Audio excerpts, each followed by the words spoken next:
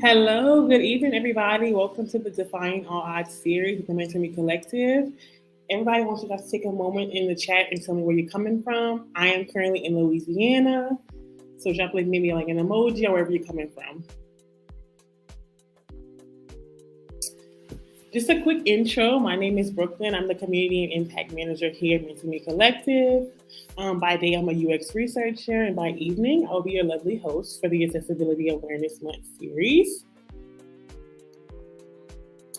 And we are just really so happy to have you guys. So you guys can take a moment and just share the broadcast, share the live, share on LinkedIn, Instagram, Twitter, wherever you want to share it at. The more the merrier. Chanel said, welcome.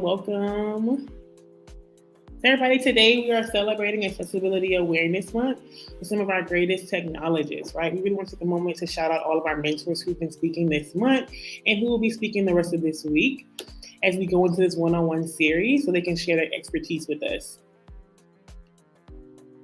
I'm going to quickly get into a little bit of housekeeping. And while I do that, I want y'all to just let me know like where y'all come from. What are you guys looking forward to learning? Like what brought you here? Who invited you here? And if you want to connect with some other people, like-minded techies, please drop your LinkedIn in the chat. We are currently live, but when people watch the replay, they'll be able to get your information and tap in and connect with you. This is a really great networking opportunity, and it's an opportunity for you to gain LinkedIn connections and meet new people. So yeah, y'all tap in, y'all. So if anybody's in school or in a boot camp, drop a smiley emoji like that. If you're applying for your first role, if you're going and growing in your career, let us know what's going on. We want to support you. We want to help you out. Have you guys visited our referral zone? Okay, sorry, y'all. Something's going on with my computer. Little technical difficulty, but we have a referral zone, guys. We have companies like Zillow, TikTok, Accenture, Netflix, Pinterest, wherever you would possibly want to work, we have it for you. So you guys can just tap in. This is the link on your screen, which is bit.ly.com/MMC referrals. You can submit your resume, a quick little three to four sentence word about yourself, like your experience, your passions, and what interests you in this company. And a representative from the company will reach out to you and refer you. Simple as that. We're not going to ask you to jump through hurdles. We really want to help you guys tap in. So just connect with us at our referrals zone. Okay, guys, before we tap in, I have a little bit of housekeeping. We're going to introduce you to our team and tell you how you can join our team, talk about our mentorship program, our text reminders, a little bit of information about our Etsy, and then we're going to go into the talk. Meet the team. This is our lovely, amazing admin team. We have Miss Chanel, Miss Make It Happen, the CEO, the one who has the divine talent to create this beautiful organization. Then we have Jovi, our chief operations. Then we have Jovi. She's really, really dope. And if anybody is interested in software engineer, please tap into her. She's a software engineer, and she does track and showcase her journey into tech via YouTube and LinkedIn. Then we have Dom. He is like the back end of MMC. He does all the admin stuff, so emails, the referral zone, pretty much anything that you would want to do in our strategy. That's Dom. Then we have the queen, myself, of course. I am the community impact manager. So the Slack, all the documents that we have, they are from my brain. So there's me. And then we have some more people. So we have new additions. So we have Sade. She's our dope designer. She makes the most of our flyers. And if you check out our Etsy link, which I'll talk about later, she did all of our designs. Then we have Kiera. She's our event host. She does a lot of our events, and she's our MMC personal DJ. They got a lot of tech organizations, but they don't all have their own personal DJ like us. So we got Kiera. We have Sherika. She is our content designer. And then we have some more spots for you. You guys can tap into us. If you guys would like to join, you can go to bit.ly.com/MMC.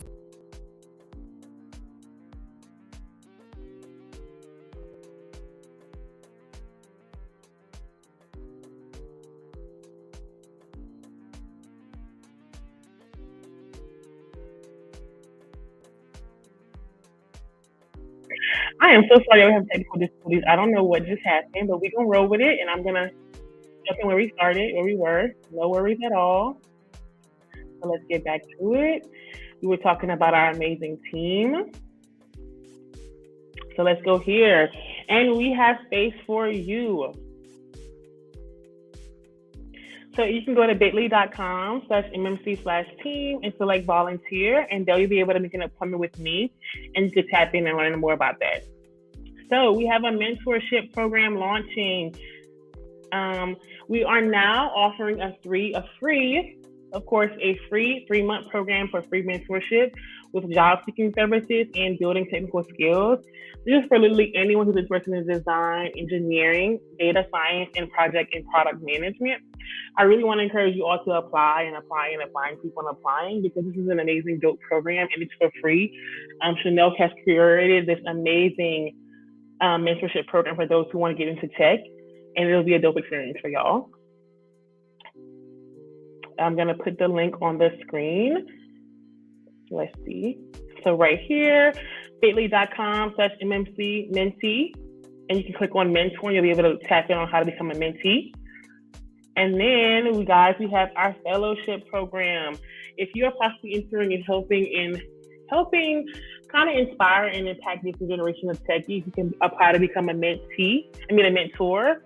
You can go to bit.ly.com/MMC mentor, and there you'll learn about how to become a mentor for our program. All right. Now we have text reminders. If you text MMC to the number on your screen, you'll be signed up to our text reminder list. This is going to be a great way for you to learn about our events, our programs coming up, jobs, pretty much anything that you want to know about MMC. We're not going to harass you, but we will send out occasional reminders about our events. So again, the number on your screen, just text MMC to that number and you'll be tapped in. All right, now we have our Etsy shop, guys. You can grab any type of merch that you want to do. Our Etsy shop is live. All these proceeds go towards a tech fundraiser, which helps get first-gen Black and Latinx people into tech and get devices, any software, any type of support that they need. That's where their funding comes from, our Etsy shop. We have some dope designs. Like I said, our designer, Sade, she's in charge of that. So she designs all the dope flyers and our dope merch. Again, the link is etsy.com/mentormecollective. All right. So guys, what is the MMC event without a, drum roll please, MMC giveaway?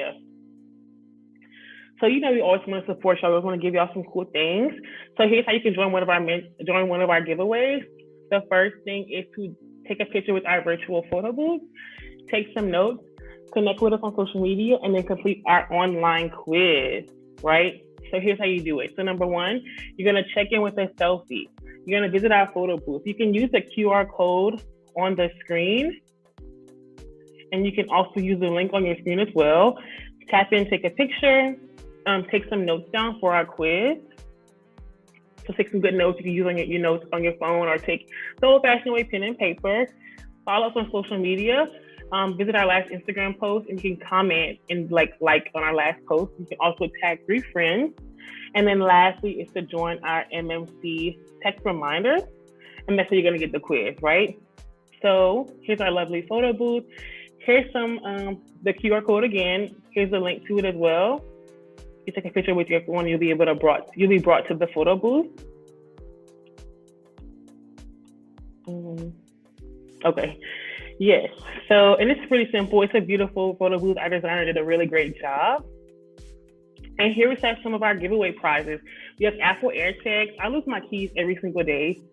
I don't even know where they are right now, honestly. So I probably need to tap into the giveaway and get me one. But we have the AirTags. We have the HomePod Mini.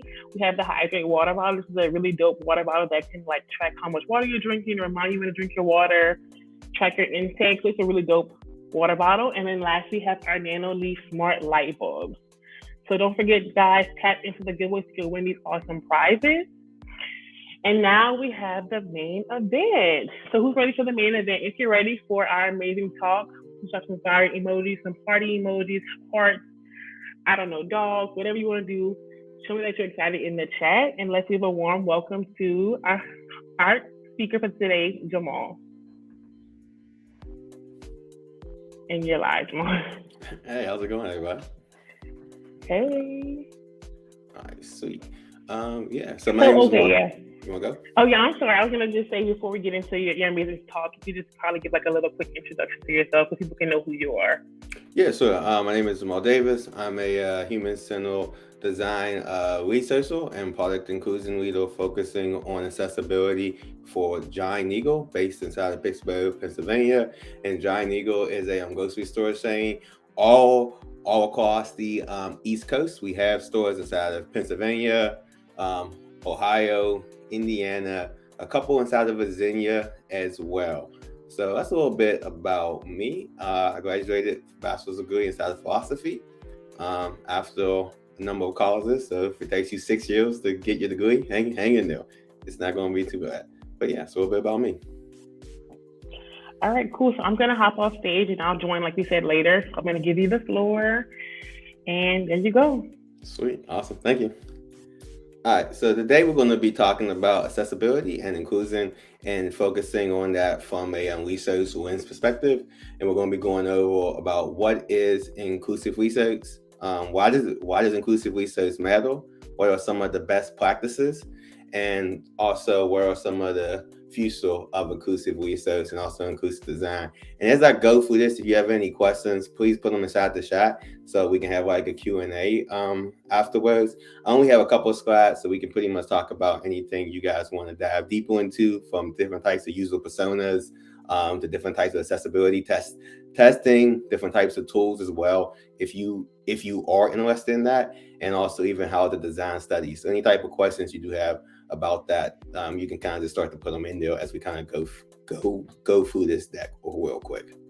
So like I said, we're going to start off with exactly what is inclusive research. And when we say inclusive research, we are focusing on trying to get as many diverse opinions and human experiences as possible. Every person is different. Every person have a unique experience, and every person has a unique background. When we are doing user research, we are actually the people who are picking the people for these actual studies to test out the products and the services to actually make sure that they are accessible to everyone. And it's very important it's very important to pull in people that maybe are not the easiest to access from more of a recruitment lens, and or definitely a number of groups of people and humans who have like been left out of the research process for a number of times. And a lot of that can go back into different people's economic statute, gender, also seniors, and even brand newcomers to the actual country you are building your product or service in. And we are also trying to focus in on people who have different types of disabilities or different types of physical, cognitive, visual, mobile, or hearing impairments. So like when we talk about this, it's kind of not just to think about this from just like a permanent lens, but look at this from more like a multifaceted stage. At some point of your life, everyone is going to be faced with some type of physical, cognitive, visual, mobile, or hearing impairment. So you really look at it from more like a situational lens. So like one of the examples that I always go to is if you are pulling out your mobile device, and if you're using it, like let's say like on a very sunny day, the glare from that actual device, you maybe cannot see it. Now you are dealing with a temporary visual impairment and also a situational visual impairment, because all you have to do to physically fix that is move out of the sun. But like a temporary visual impairment would be if you break your glasses and now you can't see the buttons on the phone, you have to wait till you get new glasses. And the permanent impairment would actually be being blind or having like a lower vision. So I really find to look at this from those three points of views.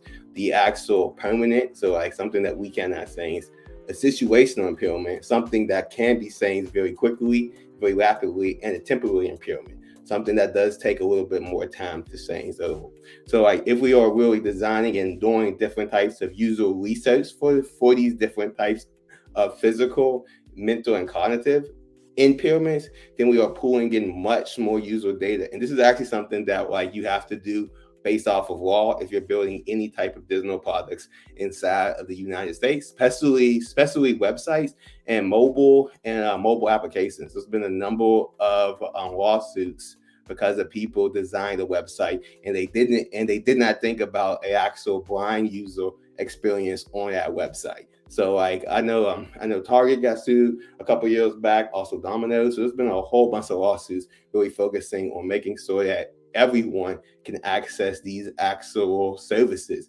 and that is due to the ADA Act and the Web Accessibility Guidelines, also known as WCAG. So you have to really the WC4Z Web Accessibility Guidelines kind of break that down. But before we even get into all of those all of those legal pieces, it's very important to just like understand the main four different types of disabilities and actual impairment. So we have like cognitive, that is like ADA, or someone who is actually dyslexic, or I have any type of brain damage. And then we have like a visual impairment, focusing on like just your vision. So like I know color blindness. I believe almost 80% of men at some point in their life do face some form of color blindness. Like I know me personally, I cannot see like oranges that well, and also like very other tonality. So like making sure if you are like designing any type of user interfaces that like you're actually checking that with different types of blindness, color cycles as well. And we also have like low vision. So like I said, the older that you get, the more likely that your vision is going to go. And the same exact thing with different types of hearing impairments. The older that you get, the more likely your hearing is going to go. And then some people just have never been able to hear at all, but they can still interact with mobile devices because of these accessibility testing and making sure that people can move forward. And when we talk about different types of mobile impairments, we're talking about more like physical impairments. So maybe someone cannot hold a physical device because they had a stroke or something inside of their hand, or different types of things. So like really trying to understand these are the types of four main impairment areas that we have to be making sure we're pulling these people into our actual studies to better understand their actual experience with the product and services. So like I always tell people, it's always nice to recruit people, but it's even nicer when you can recruit the right people and making sure you have a pretty wide range sample size if you can. And when we talk about like inclusive design and accessibility and usability, it's for me personally, it's easier to try to put these inside of some type of perspectives or a grid. So like really thinking about inclusive design is also accessibility and is also usability. They are not like separate things. Something can be very much usable, but if it's not accessible to anyone, so like going back to the screen reader example, it doesn't really matter because the person who does not have access to the actual product that is really usable, they cannot use it anyway. So like accessibility is also usability. So like coupling those together inside of inclusive design, and understand that inclusive design is human-centered design. So like when we say designing for people, we have to be aware of that every human has their own unique experience and their own unique cultural and also backgrounds, and also different types of physical impairments. Some people may have a speech impediment, some people may be blind, some people may be colorblind. So really trying to look at that. So when we are like designing our studies and trying to figure out who should we be testing, always think about who are the people we are excluding from the test.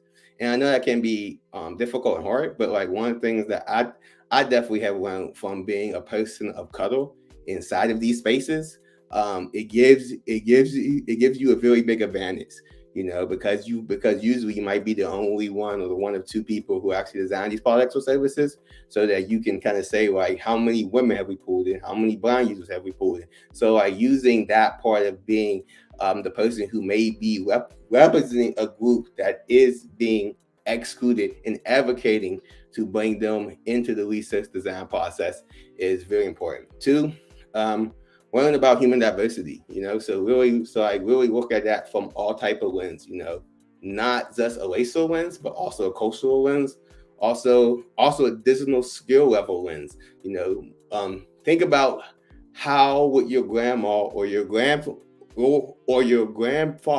use a mobile application. So really thinking about that from that type of point of view, really understanding that AIDS is also a part of diversity, and what are some of the disabilities that we need to be designing for, and how can we pull those in inside of our user testing sessions and studies that we are designing. And another one that's like very important to me is if you solve for one, it actually extends to many.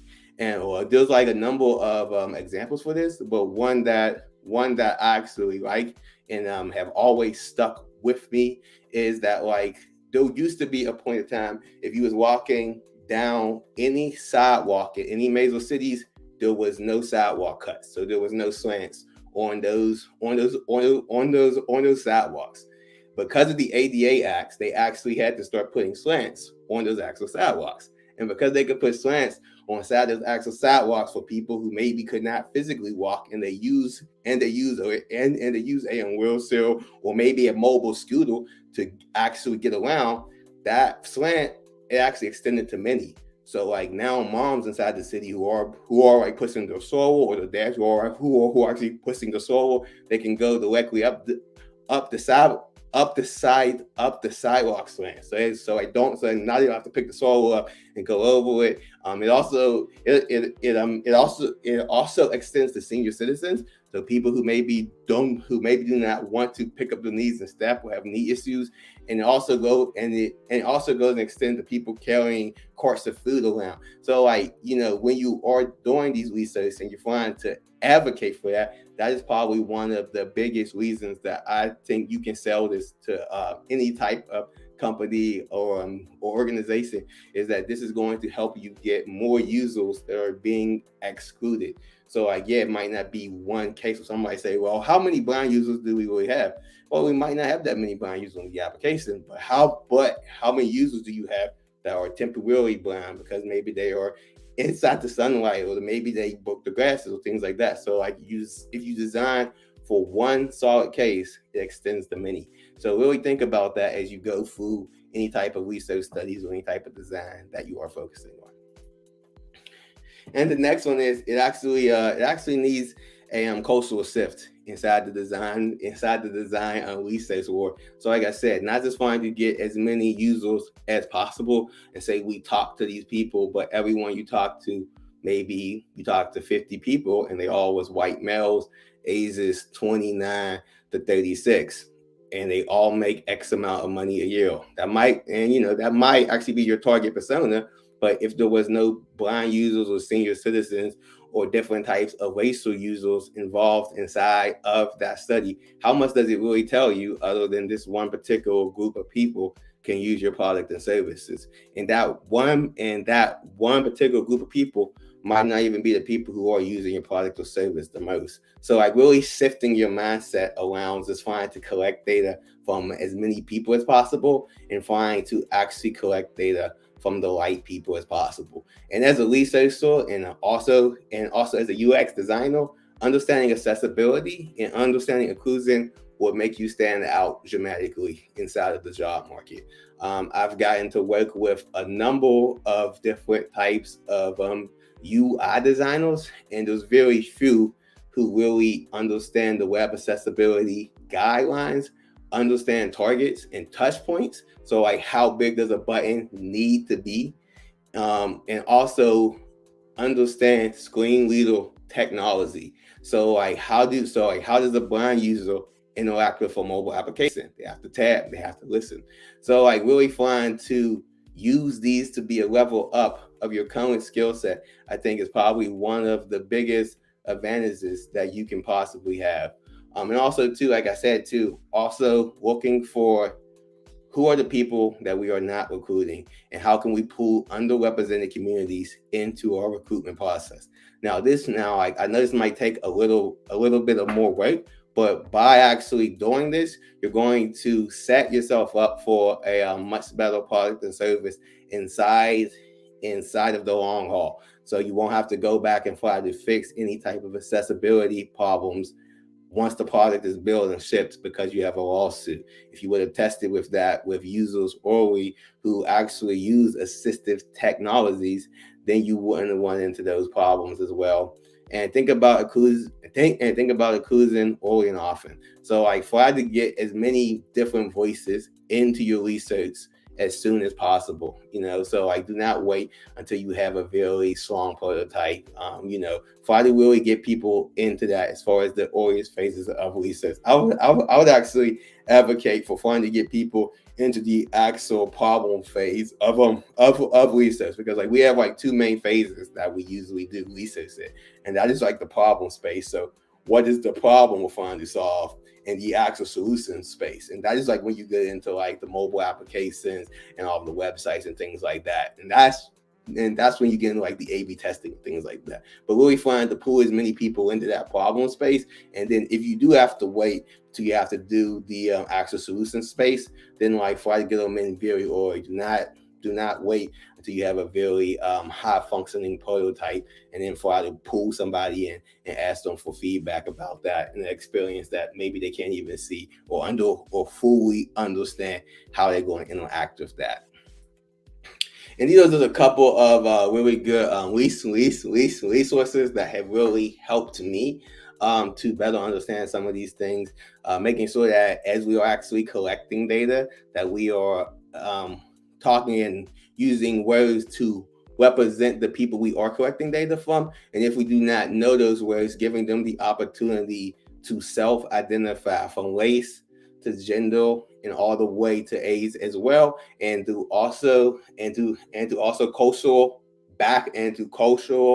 backgrounds as well. And then too, if you are going to collect any type of data about disabilities, letting them self-identify those actual disabilities as well, and try to give them the option to opt in or opt out of that data collection method, and let them be aware of that. And also to understand the difference of different types of cuddles, of cuddle cycles and cuddle slings as well. So I really trying to, like I said, focus on that cuddle blindness. So like making sure that like all of your cuddle screens are actually accessible for everyone.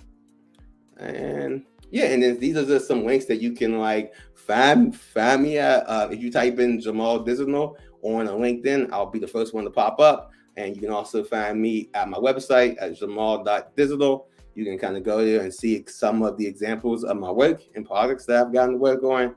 And then I am on Instagram. I don't post that often because, they are watching. But when I do post, I definitely do like to get a little bit of engagement. So yeah, if there's any questions in the chat, if anything like that, we can definitely have more of a deep dive conversation. Thank you. Yes, give a round of applause to Jamal. That was so dope. You dropped a lot of gems, and I'm taking notes too. One thing that I wrote down was when you said "solve for one, extend for many." Yeah. And I think that really is so powerful because I'm a researcher as well. And I just recall when I was doing a usability test in my previous employer, and we had realized that our design was not accessible at all. Like whatever, I think I forgot the most popular screen reader that they have out there, but it did not pick up on like our copy at all. And the design team did not like know at all. So I feel like it's really important, especially when you recruit participants, like you said, to ask them, and of course give them the option to opt in or not. Like, you have a disability, because I feel like we're missing out on like millions of users who are not going to have a good experience because, of course, we're not testing to see if this product or this, feature, copy, whatever it is accessible to them. Yeah, I mean, I can understand. I think that's such a common use case. People do usability testing, they don't even think about accessibility. And the two main screen readers out on the market now is JAWS. So like most people who use JAWS use a type of Windows products. And then like Apple has a built-in screen reader, probably like one of the best on the market. I believe it's called Apple Voice or VoiceOver. Every type of Apple product has that screen reader built into the product completely for free. So like if you have like an iPhone or a Mac, you can pretty much do any type of screen reader testing very easily. And you can kind of familiar yourself with like tabbing. So like tabbing is basically how do they navigate the information hierarchy on the page so that they can understand that. And that is basically if you are like a blind user, you don't like see anything. So like that is their user experience. And also finally make sure that they have the ability to opt in and out of different types of experiences. Because like a common issue is that I've actually ran into is when I do these types of tests, is a pop up or something will come up on the screen. And if you can see, it's very easy to just hit the exit button and leave that. But like because it's a pop up, and maybe that pop up is exactly what you're saying, it's not like screen reader accessible. They did not put any type of ARIA tags in there or anything like that. Then the user is just stuck. They don't know where they're at. They can't get out, and they usually have to like hit like the back button on the device a number of times to even exit that experience. So like really fun to think about that. I think is super important. And also too, like just know like accessibility is such an important thing, at least like for me, because of like, you know, as people age and the baby boomer population starts to get older, those are going to be a very big user group that are not being designed products or services for, that are going to have to start to interact with more digital experiences. So yeah, it's always important to pull more people in. Yeah, that's dope, and it goes back to what you said earlier about how usability is accessibility, because essentially, like if I can't access whatever it is, then it's not usable to me at all. Exactly. So we focusing on how we can make experiences for people for all types of disabilities and also all types of physical, cognitive, mobile, and hearing impairments as well. Yeah, that's true. I do have a question, like kind of into the like regards of when you're like recruiting people and when you're doing these studies. Have you ever encountered like a situation where you launched a study and someone who's a participant wasn't able to like access the test? Yeah. So that usually happens a lot. So let's take okay. I'm trying to think I can answer. All right, so I'm gonna answer that. But I'm gonna answer that in like more like a two-part. So I'm gonna answer the first part about how do we go about recruiting people with disabilities and impairments, and then we can go into best accessibility practices to actually make sure that they can complete the study. So like one of the first parts is like, how do we get these people? And there's like two main modes at the current moment. So like one is you can go to a user recruiting site or user recruiting platform like UserZoom or different types of particular accessibility recruiting panels. So you can basically say, I need 6 blind users that have experience doing these types of studies. And they can give you those people and run those studies that way. Or you can build your own like panels. So like I've had the ability to do both. Building your own panels takes a lot longer because you have to like make partnerships inside these actual communities, go to different types of colleges and universities, and go to their learning centers and ask, do they have any users who do use different types of screen readers or who maybe are dyslexic or blind, and then you can like recruit. You can like pretty much build those panels and recruit people that way. So those are the two main pathways you can go to recruit users. And you can also like, you know, pull from existing clients or pools of friends or family that you know who maybe do have a disability or a physical impairment. So that's like the first section. And then like going into what you're saying is like, how do we make sure that like once we get the test going and we do have the recruitment and we do have a blind user or things like that, that they can actually complete the task and we can actually collect that data. So like one of the best practices as far as that like I have learned is to, when you're doing these studies, these are mostly going to be moderated studies. So like if you're doing like a blind accessibility study or like with not a blind accessibility study, but like accessibility study with a blind user or visually impaired user, you're going to want to make sure that that's like a moderated study so you can like go through it with them and ask them any questions that they do have as they kind of go through that study. There's very rarely times that you can launch this and do an unmoderated study. Now, like if you are like using it with like those particular user panels, websites I was talking about, then you can do those unmoderated, because those are more like power users. These are people who most of the time, this is what they do for a living, or they do this for like a very big part of their income, is they do these studies, they get paid, they understand all of the assistive technologies, they understand all of the screen readers, all the codes, how to get in and out of flaps and stuff like that. So you're going to get like a much deeper viewpoint of that from like a power user perspective. But if you want to test more like, maybe like a senior citizen that's just like became blind, don't really have too much experience with assistive technologies, you're probably going to lean on your own panels for that. And you're also going to lean on those moderated studies and help them through that. And then also be just like very respectful. Ask them, how do they want to be identified? How do they like talk about their actual disability and their actual impairment, and let them lead that conversation. And also, too, if there are like any type of issues that they do get into, or any flaps they can't get into, give them time before you just jump in and say they can't get out of it. So really see what are their workarounds for getting out of it, and also to ask them to tone down any type of screen readers they are actually using, because like a lot of these users, they can listen to things on their screen so fast that, like, to me, it just sound like just mumbling. Yeah. I don't even know what they're saying. Maybe like 5 speed. Yeah. I can go up to like about 2.5, and I can understand stuff. Anything above 3 times the speed, I will have a really hard time just even processing. So always just be mindful of that. So yeah, I did that like kind of answer your question? Yeah, it did answer questions. I just wanted to ask, kind of at my previous role, we had a situation where I had launched unmoderated tests on user testing, and the participant who picked it up, because you can just backtrack, guys who aren't familiar with that product. Like, basically, kind of what they said is like, you post a study online.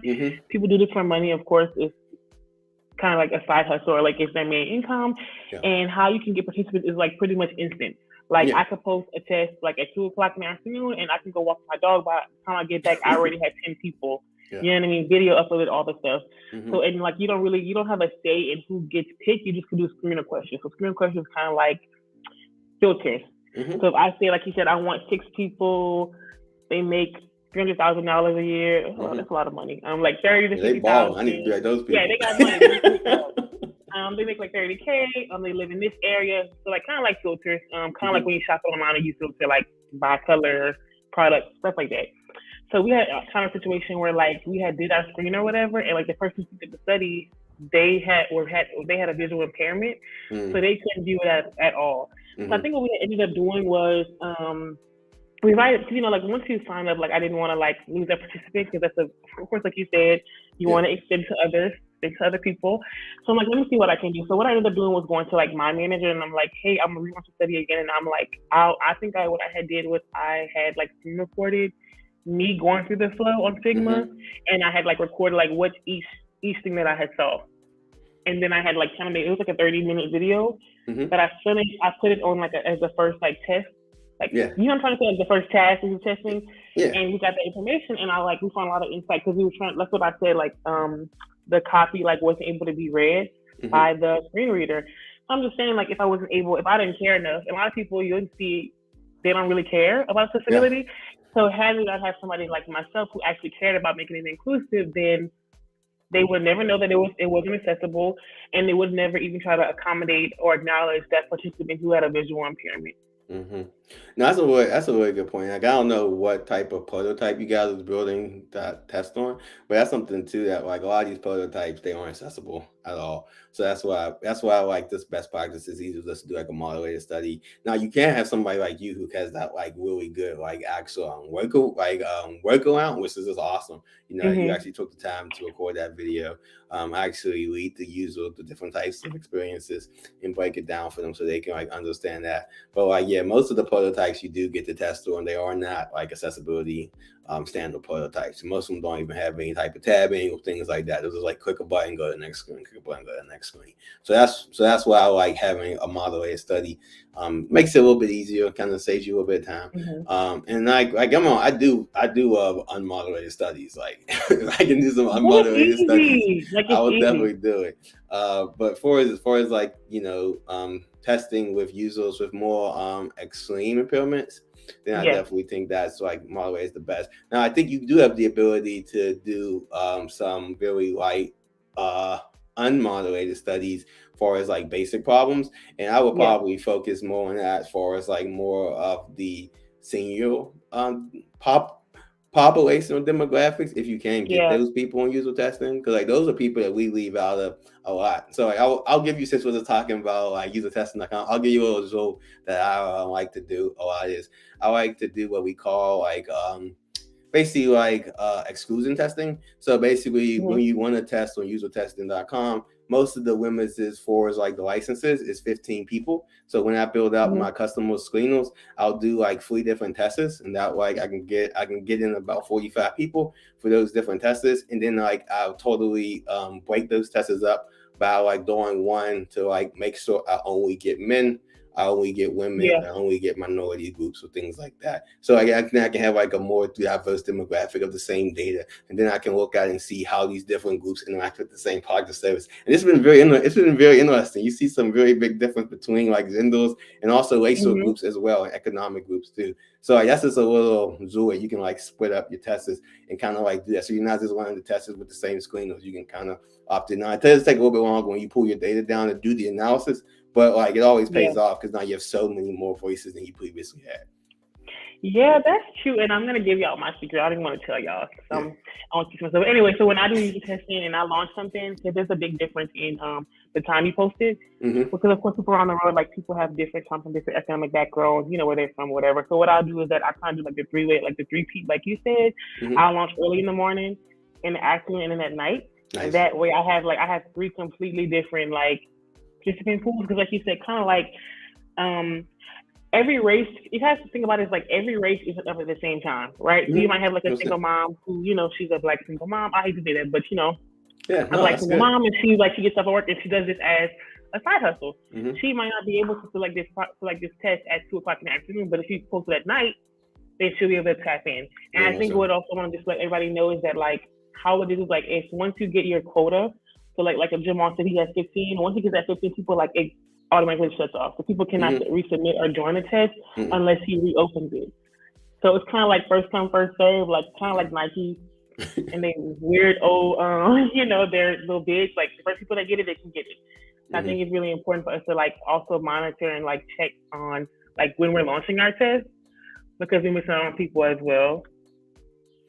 No, I agree with that. I definitely think like scattering out timing is also really important. You know, like if you can scatter anything, we basically just want to give the biggest opportunity you have to get different diverse voices inside of that test that you are running, especially if it's unmoderated testing, because you have to go through and tag the videos and everything like that. So yeah, just really make sure you are scattering the data and giving the opportunity to get as many different types of voices in as possible. So then you can actually know if the product or service that you are designing for is actually inclusive to different types of groups and different types of people. Yeah, I do have a question too. It's like, I guess like throughout your career, do you feel like, or what do you think is the least represented group of people in user research when it comes to accessibility? That's a really tough question. I know. I'll take that. I'll kind of go around again. So I'll tell you how you can probably test to make sure something is accessible for most groups with the most particular users. So the reason why I was talking a lot about like blind users is that if you do accessibility testing with blind users on most digital platforms, you can catch up to 80% of accessibility problems.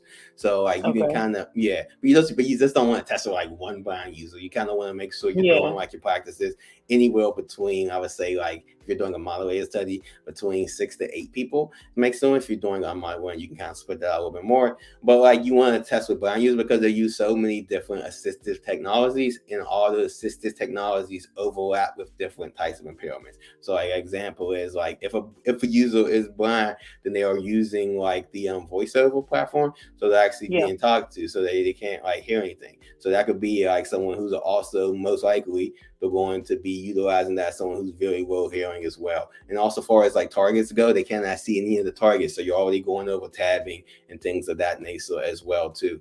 And if they do have any type of physical or like mobile impairments as well, because of that, that means that's going to go through like how different types of blind users interact with like the shake devices or the tip tap. So like you can do tapping, but basically it means if you have the 2 buttons on your iPhone, they can like kind of go back and forth to go through that experience except for like hit the targets. So like by doing that accessibility testing with like an actual like a bigger percentage of blind users or visually impaired users, you can catch almost 80% of those problems. So like I usually what I usually go to is, but then if I am, then I try to always pull in at least some senior citizens and also some users that do have different types of mobile impairments as well. And the reason why I like pulling senior citizens because they do have not all of them, but they do usually have some lower visual skill literacy levels based off of those individuals you're talking to. And they usually do have some type of disability because the older that you get, the more types of, you're more like likely to have like color blindness, at least like if you are a man or something like that. So that's kind of how I would answer that question. So it's not like one particular group that I think is being left out. I think it's more fun to advocate for what are the groups we need to talk to that can overlap with most of those other groups, especially from accessibility ones. Yeah, thank you. That's a good answer. I know that I used to be an ABA therapist, so I work with kids with autism. And a lot of the apps that they want to use are not very accessible. Like I think the one that I can think of automatically is YouTube. A lot of kids like YouTube, but like I think a lot of them, like they might not have a visual impairment, they have and they might not even have a vocal impairment. I think it's more of like kind of like a speech impediment. And like even if you do like talk to text, like it doesn't take kind of like people taking pauses between their speaking, a stutter, or like the diction of their voice. So I definitely encountered with therapists a lot of kids getting frustrated with apps because it doesn't help them at all. And like here you are spending like 5 minutes to search Mickey Mouse house. When if it was accessible for you, you could have easily got that video. Oh, that's just a big problem. I think there's 2 things too. I think going from that angle, that's really important too, because when you are designing like voice experiences, so I'm thinking about like you said, any type of like talk to text type of experiences where you speak to that. Most of those experiences need a lot of accessibility testing, and also this inclusion testing in general. A lot of the frame data that they use for like any type of Google Home devices or Alexa and stuff like that. Those voices are usually framed by a minority of Caucasian male voices. They are just starting to move into female voices, and they are just starting to try to collect data as far as different types of ethnic community voices, and not even like accents and stuff like that. English isn't your first language. One of the really cool things though, I was doing some more like contextual inquiry with a couple of youth that do have autism. And one of the cool things that I did see through how they utilize especially YouTube platform is to start to put emojis inside of the show scenes and to pull up the actual videos or content that they wanted to do. That was something that I've never seen that before, but it's also like a whole thing. Once I started doing research, and a lot of YouTubers and people are putting like emojis inside of their content titles because they know that's the easier way for us, like maybe people who do have some type of auditory impairment or disability to actually access the content. So I would definitely say like that's a huge like space that I didn't know anything about. That's definitely up and coming is like emojis as far as like different types of communication forms. So yeah, it's like users are finding all types of workarounds. It's just like our jobs to not so much design for them, but to design with them. So really try to pull them in and see how are they using the product or service, and if they already have a workaround that works for them, we should try to make that a little bit more easier so that they can access that actual workaround, except for build a whole new experience. Yeah, that's true. Not design it for them, but with them. That's really true. And plus, like, I think that also too, like, just because I can remember too, have visual impairments, and I guess like the way that you can like change it, like kind of like I think it's like the colors. I forgot what the exact call, like with the cyan and the pink. Like I think it's like they're so ugly. Well, some of them are not. Like they don't look good. So it's like I feel like I really want to do some work on like making the experience just as enjoyable. Because sometimes when you have some type of like accessibility on a product, it kind of diminishes like the experience sometimes. Yeah. Have you ever encountered that? Yeah. I would definitely.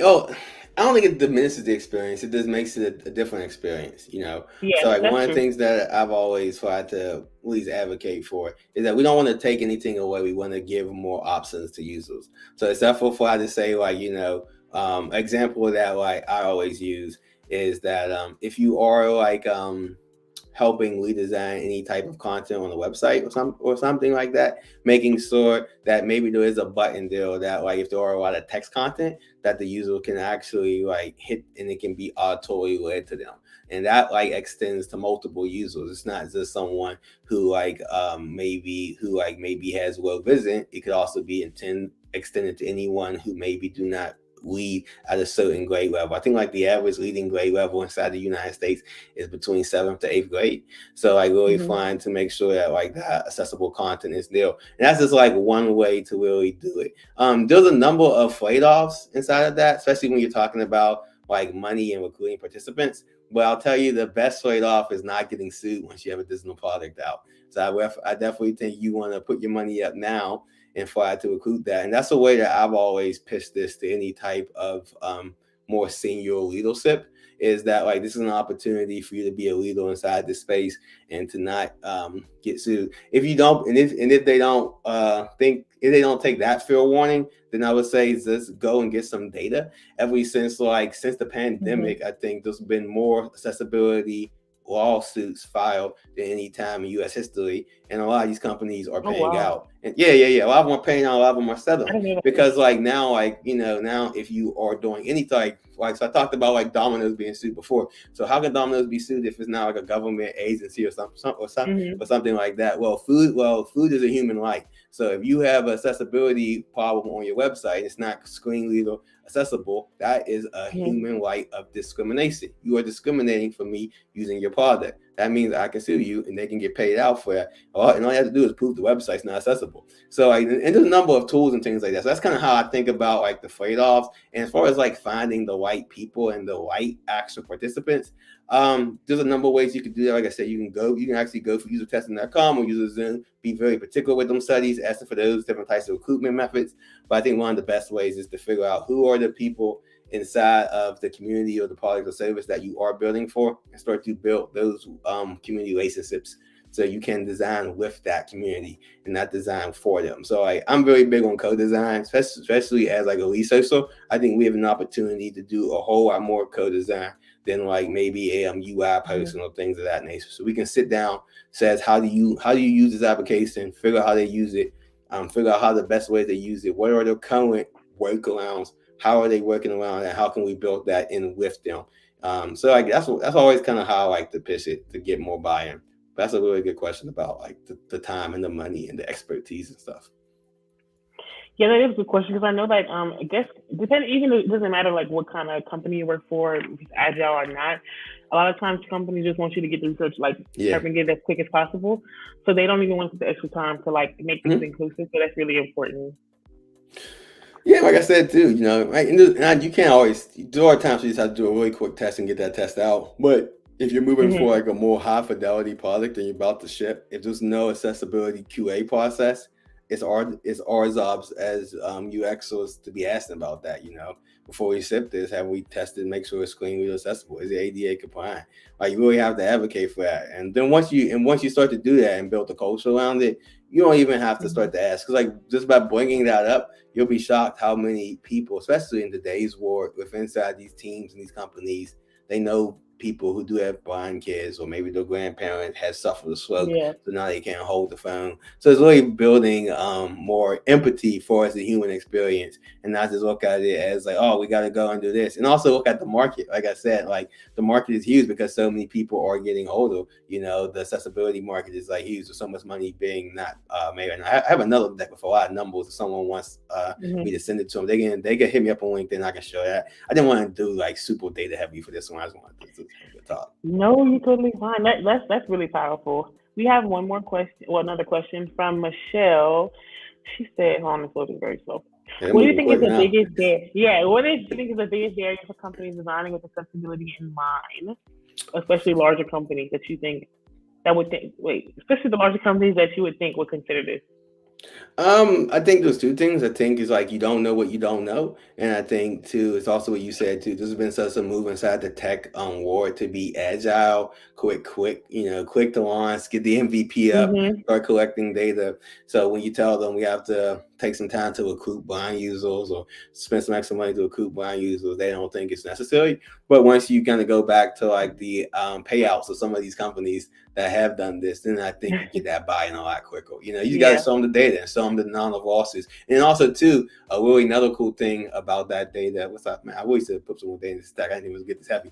But another really cool thing about it is that out of those companies that have been sued, a very large percentage of those companies have been sued more than once.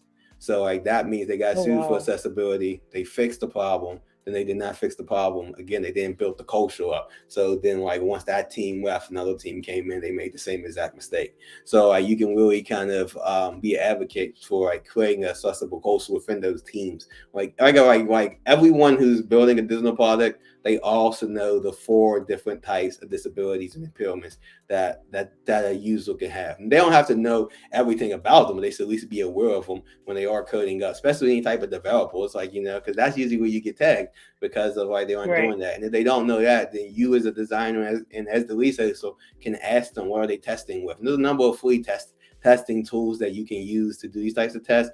You can use the Google Treehouse app, and that's like just like a Google extension you can download, or just go to the website. You can put in any URL, and it gives you accessibility score out of 100 by different types of Google web flowers. And a lot of these problems too, they also do affect your SEO on these devices, because like Google take points off if your website is not accessible, if it is not screen reader friendly. So like really trying to make sure that people know how to test for that in different types of things, I think is really it's really helpful, at least just to get some baseline data on it.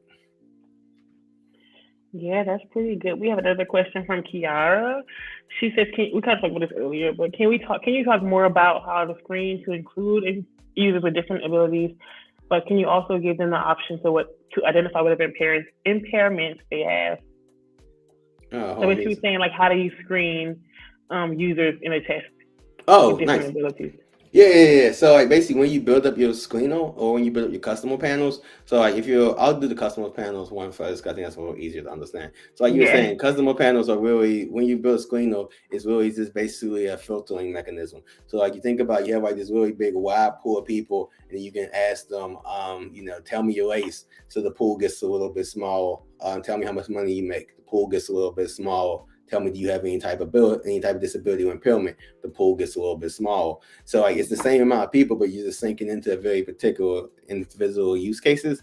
And the reason why I say you want to let people self-identify, and this is for people with disability, and this is also just like I think any type of good survey design practice, is that no matter what type of survey you build out, people identify differently. So an example that I always like to use, if you ask me, like to my race, I would probably say I'm Black. If you ask my mom that, she would say she's African American.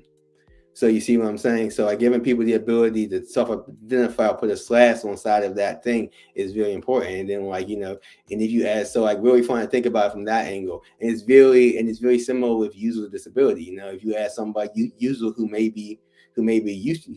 you actually believe is blind, they would say, no, I'm not blind. I have vision impairment. I can see, I just can't see that well, but I can see this well. So when you put yourself inside of those groups, I think is really important. So how do they want to be represented inside the data is very important. So then we aren't telling users what they are. We're telling users how they want to be seen as, and bringing that back to building that empathy up is really important as well when you share that out with your resources. So that's kind of how I go about designing it, far as like a screener and far as like building my own panels. And when you are doing the recruitment panels, if you are using a company that focuses solely on accessibility, or a company that do have accessibility users inside of that, then that's kind of where you get into those screener questions. And I like to pull in those four like cognitive impairment groups and have people like select that. So I'm not, and then once they select that, they can have an open text box for other things like that. But just basically ask them, do you have any type of disability or actual impairments that you feel comfortable saying?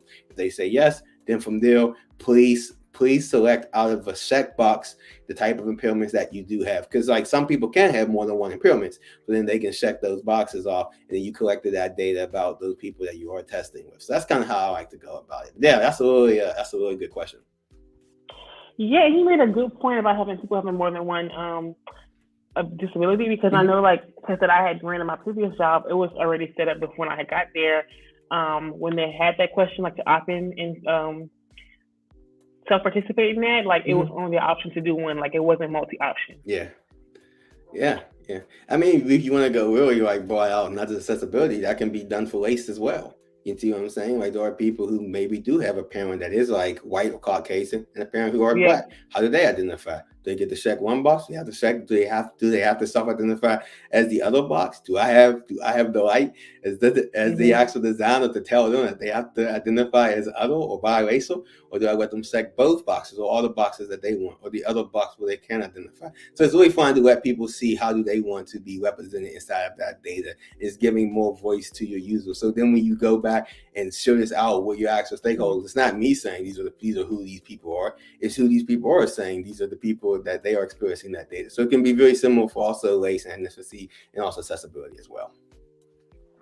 Yeah, you made a good point. Let people identify with what they identify with. That's really powerful. And we have actually going kind of a little bit over time. I don't want to keep you long there. Okay. But one question I do just want to ask you was, what is the biggest piece of career advice that you ever gotten? Oh, the biggest piece of career advice I've ever gotten. Well, that's a really tough one. I would say probably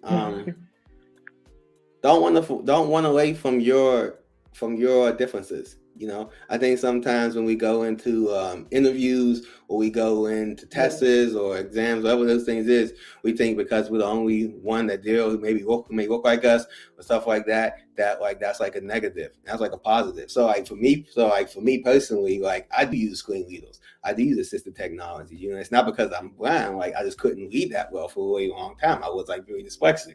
So like growing up, I didn't know that these was like careers or options or stuff like that. But when you go into what makes you different, then like there's no one else. There's only one you. You see what I'm saying? And when the job hires you, they're hiring you. They're not hiring the person who has the skills. They're hiring the person who has the skills that can get the job done. So like don't run away from you. You know, if you do have like parents from like a different culture, own that culture, own who you are, own that this is how these people interact with different experiences. These are the experiences that they do have.